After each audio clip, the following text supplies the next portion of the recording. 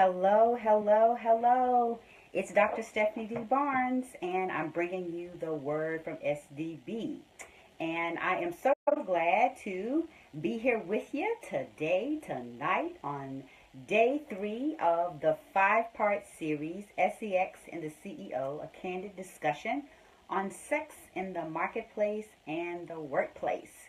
So we're into day three, and I know I'm bringing it a little bit later, but y'all, it's been a long day. But I was determined to be on tonight, and so I'm here.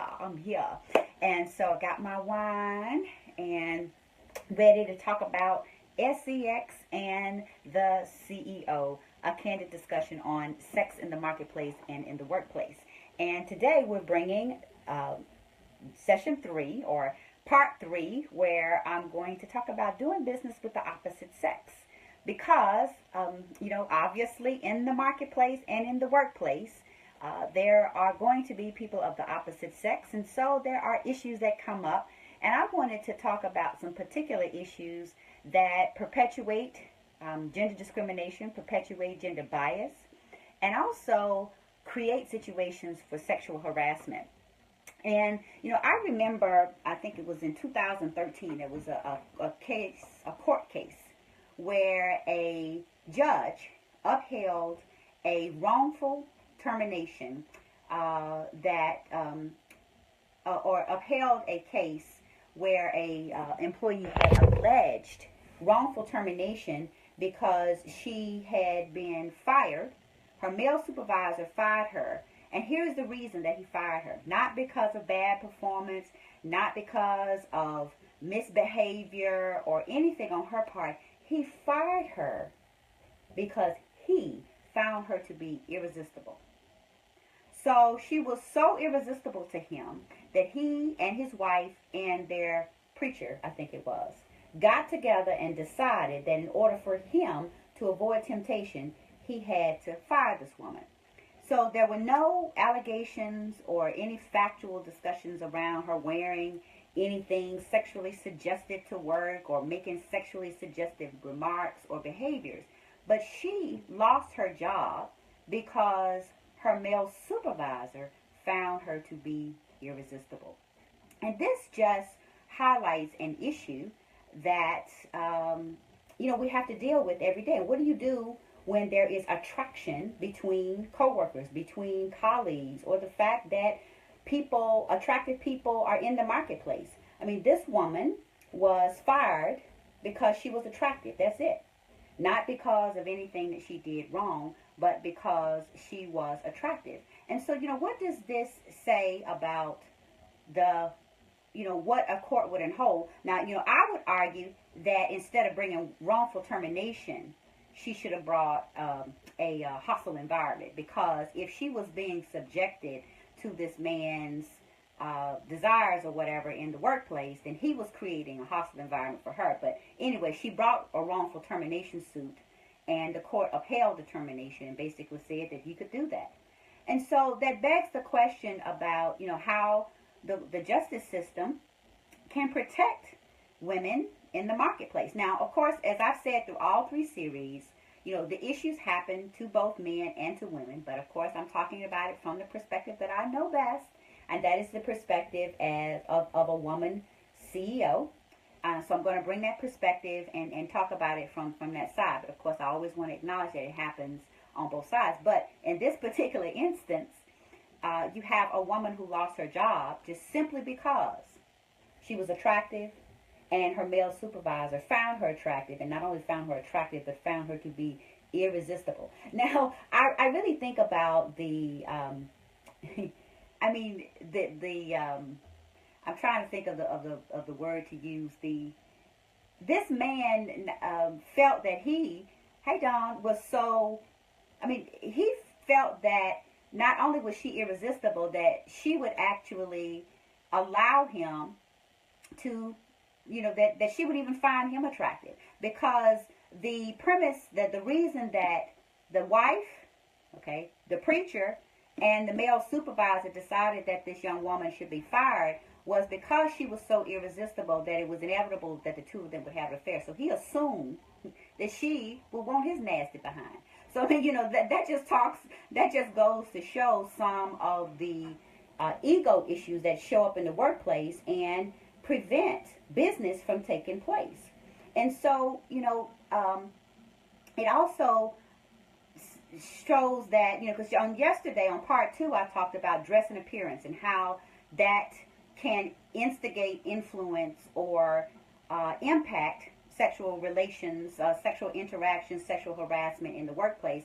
But here, there were no issues about her dress or appearance other than the fact that she was attractive. So she was a dental hygienist, as a matter of fact, and dental hygienists typically wear scrubs. So it's nothing. And scrubs, typically, some of them are V-neck, most of them are scoop neck, but they're not. Well, I guess they can't be sexy, but she's wearing scrubs and a what do you call it, a lab jacket to work. So you can't even be safe from sexual harassment when you are dressing appropriately. So she's wearing the uniform that is designated for her profession, yet she had to face this issue.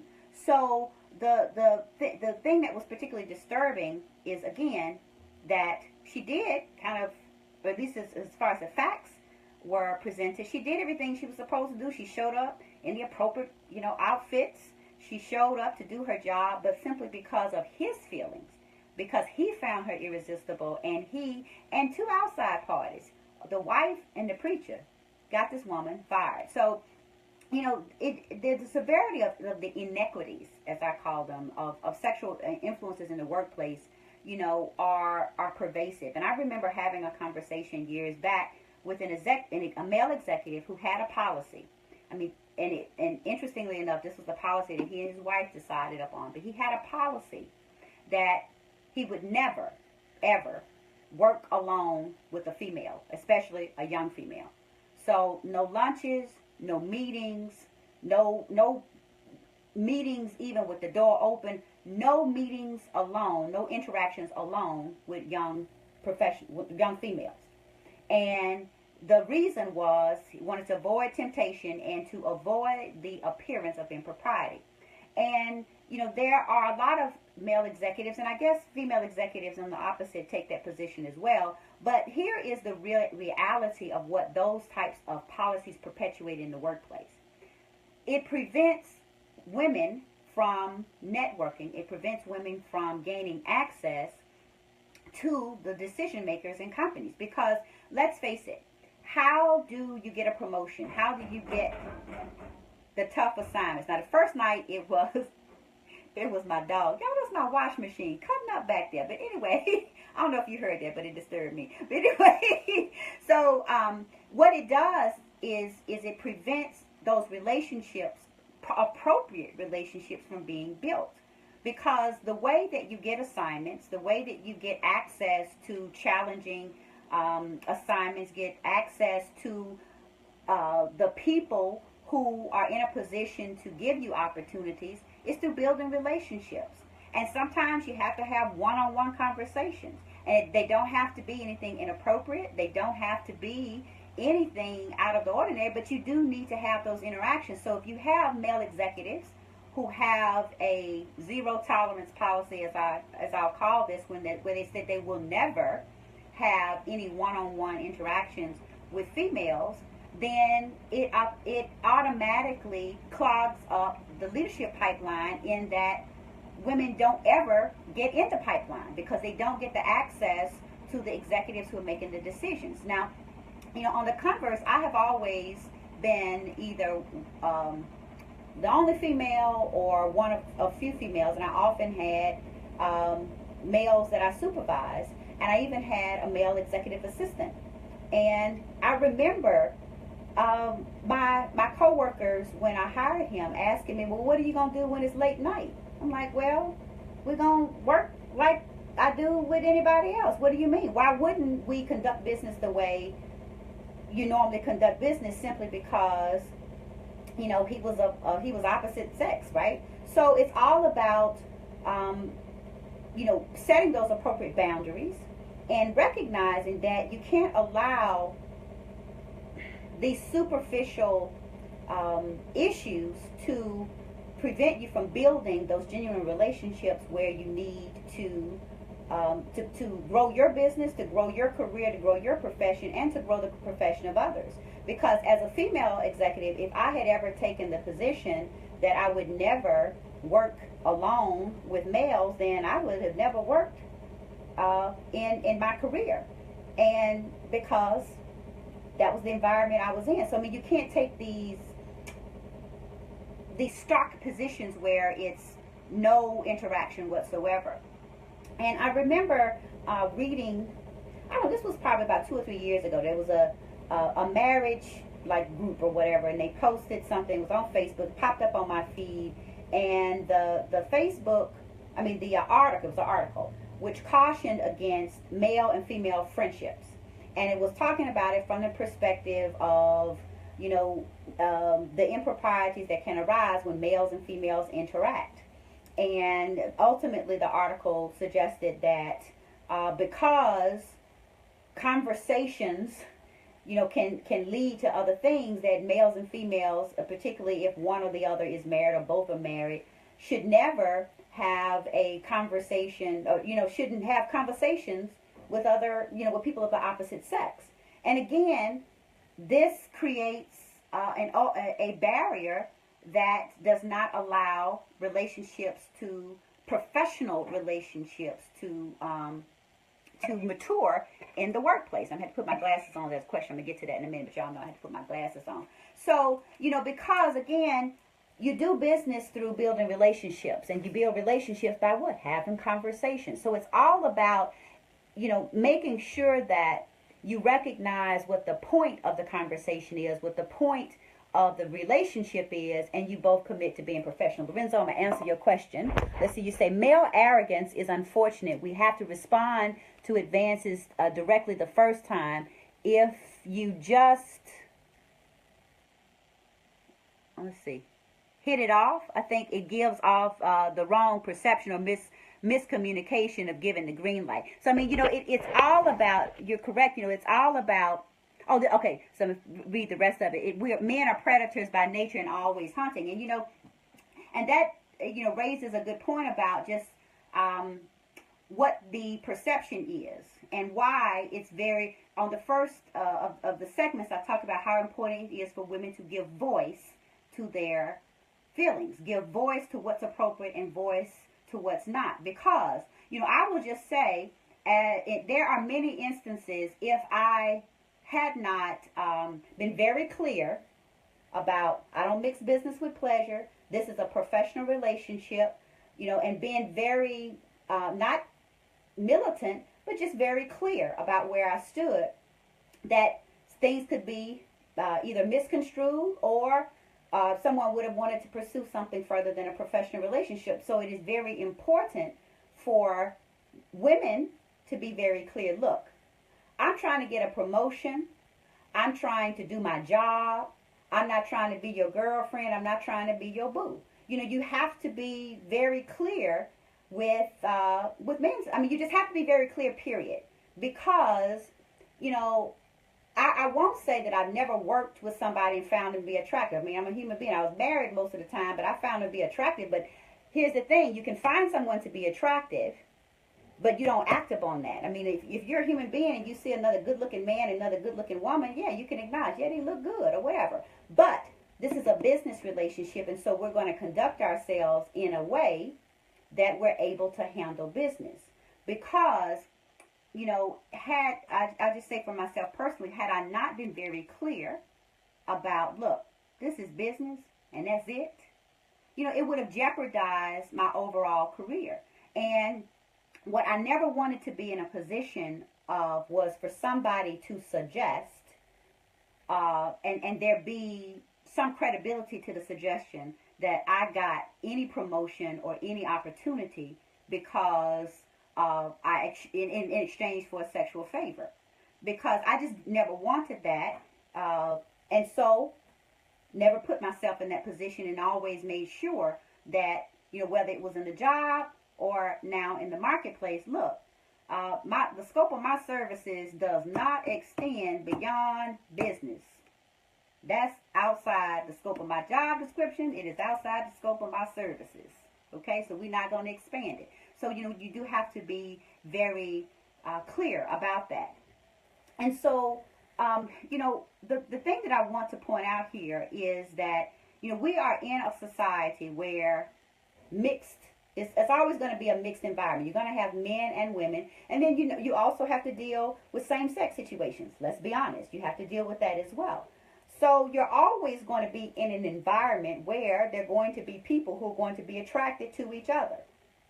But there has to be there's a time and a place for everything, and both men and women have to commit to recognizing that when you're in the marketplace, when you're in the business meeting, when you're in the workplace, that is the time to handle business, and all that other stuff needs to wait for, either needs to not happen at all, or it needs to be outside of the workplace situation. Because we can't go to extremes and say, as a woman executive, as a businesswoman, I'm never going to do business with another man, or I'm never going to go to lunch alone with a male client or potential male client. Now, here's what I do is, and I'll talk about this more on tomorrow night, or on part 4. I'm going to talk about libations, late hours, and liabilities.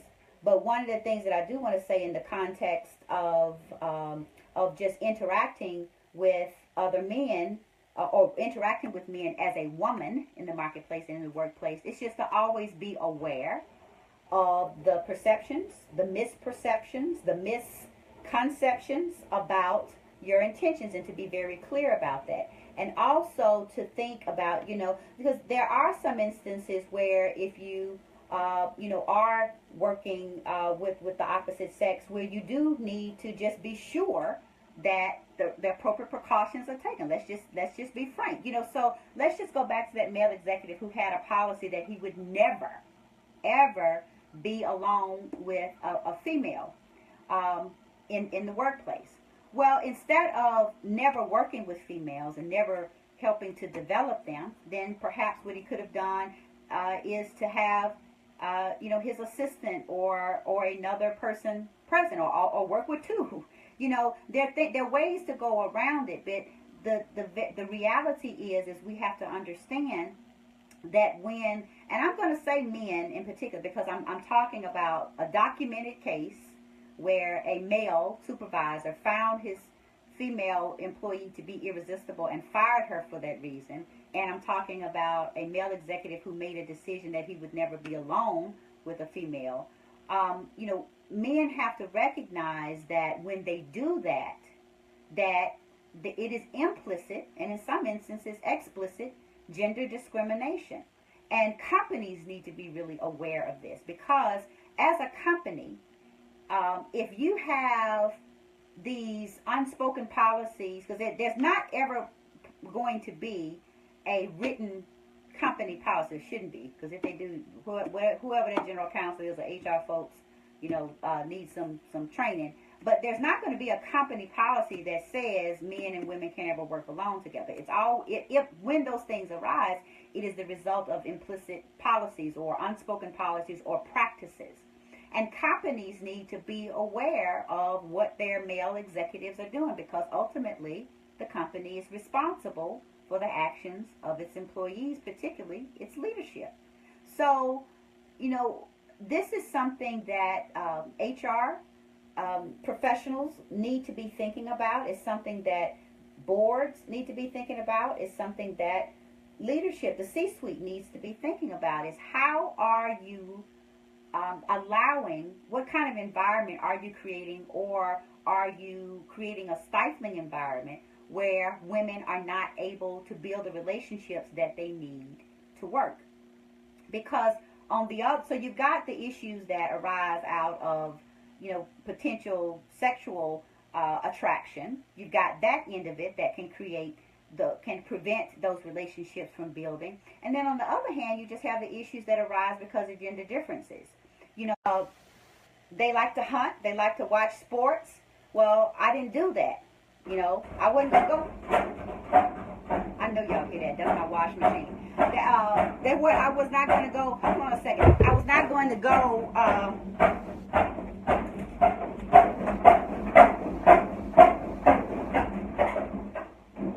Okay, I'm sorry, y'all. My wash machine was having some issues in there. But sorry about that.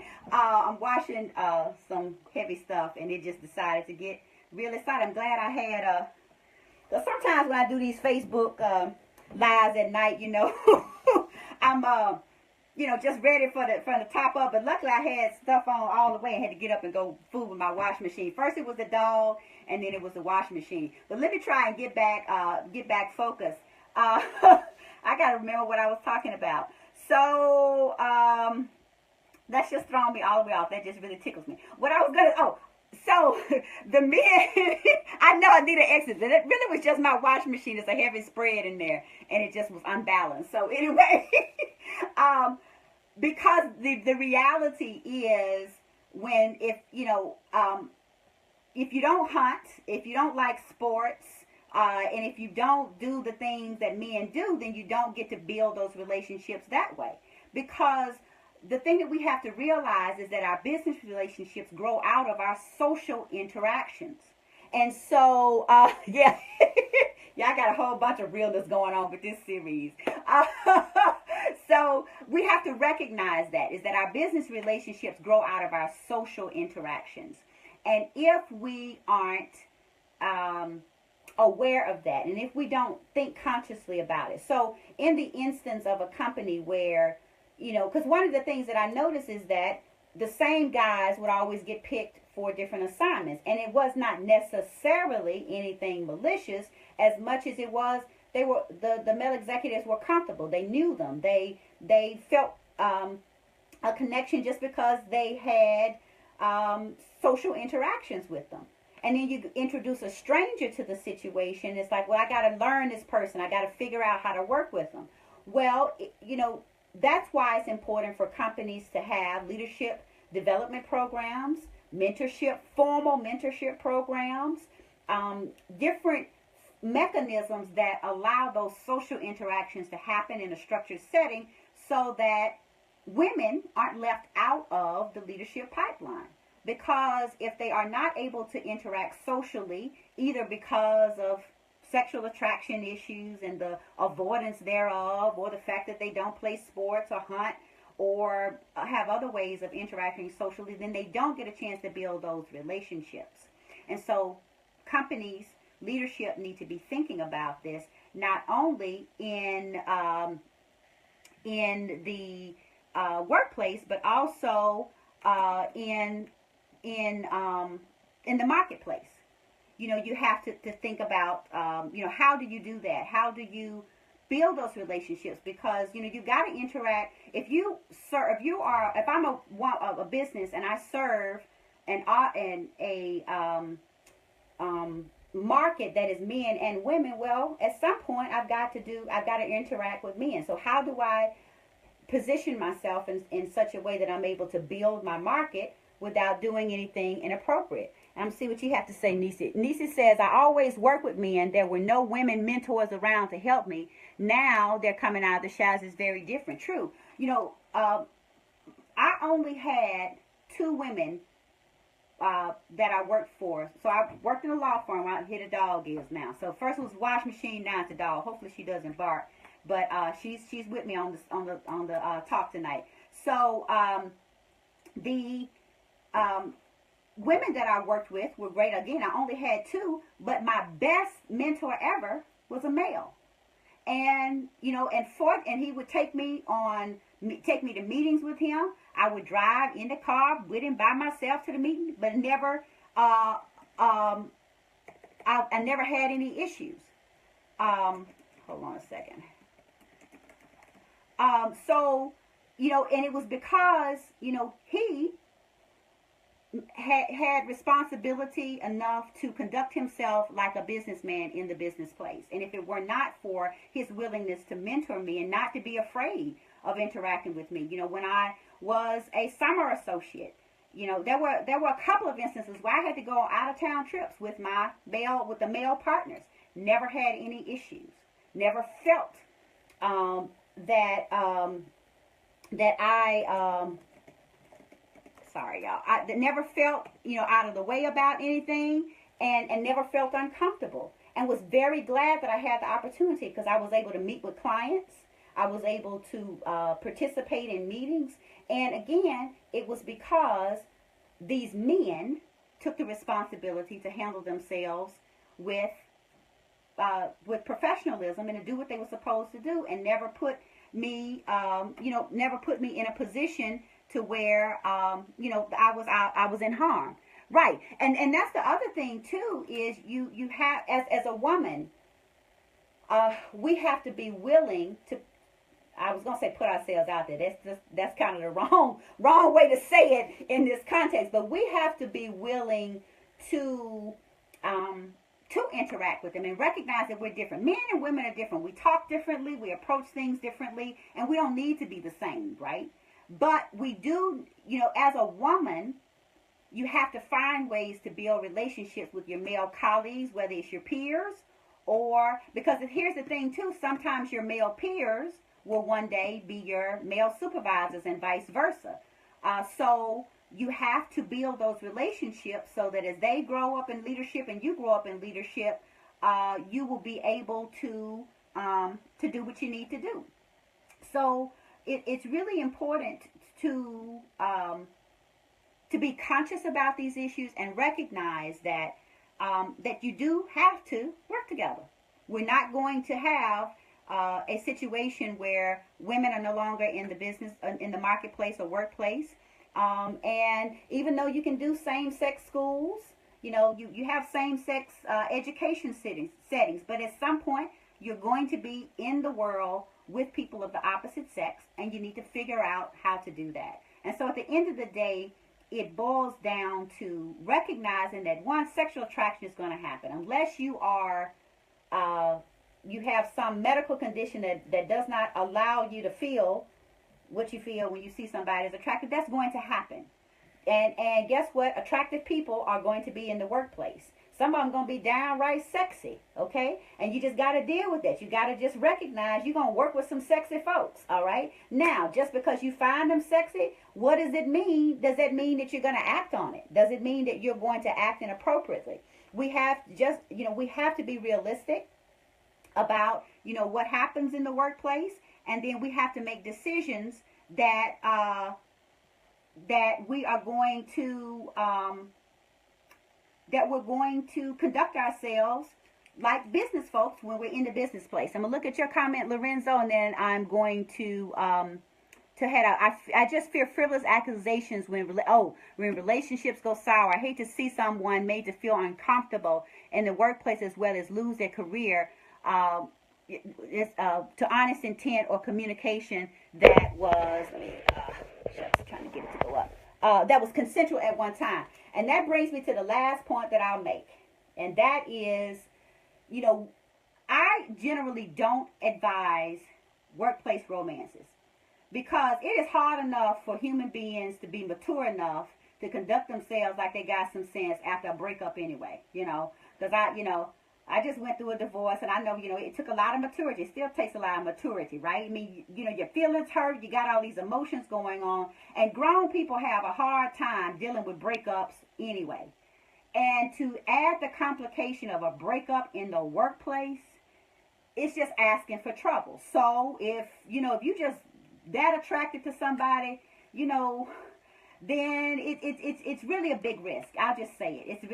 It's just really a big risk. There's some instances where it works out well, but in most cases it doesn't. Just simply because as human beings, we often lack the maturity that it takes to be able to deal with someone after a breakup, especially right after. Now, sometimes, once you get over your feelings, once you get to a place where you're okay about things, then you might be able to deal with it. But typically what happens on both instances, male and female, you get out in your feelings and then you start acting out at the workplace, And sometimes people will be malicious about it, unless you say, Lorenzo, whether it's something that was once consensual now is positioned as being harassment, and that's something that neither men nor women should do. And particularly, I'll say this: when women do that, because I have to be honest, there are some instances where there are false accusations made. And the unfortunate reality of when that occurs is when it really is harassment. When there is really a situation of harassment, then then nobody takes the woman seriously, because you have the bad taste of the false accusation. And it could be the same woman, could be a different situation. That's why, as adults in the workplace, we have to be responsible about our sexual attraction. And when we're in the business place, we need to handle business, whether that's in the marketplace or in the workplace. And if we do decide to take the risk of having a workplace or business romance, when it goes sour, we need to focus on the money and get up out our feelings. So I'll just close out with saying this. In the marketplace, we are always going to encounter people of the opposite sex. And in some instances, we're going to find them attractive. And in other instances, we may find them downright sexy. But we have to exercise responsibility for ourselves as well as the business environment to handle our business when we're in the business environment. And if we must pursue a romantic relationship, then it needs to be done outside of the workplace, and maybe when the business relationship ends. If it's a service situation, the contract ends, and then afterwards you get through with your business, and then you ask somebody out for a date, or you get promoted to another department or transferred to another department, or now you have a new job, then maybe you pursue it. But it's just asking for trouble, just simply because, as I say, as human beings, we often lack the maturity it takes to be able to handle romance in the workplace. So it's something that should be outside of the workplace. And when we're in the business setting, we need to be focused on taking care of business. So this is part 3 of the part 5 series, SEX and the CEO.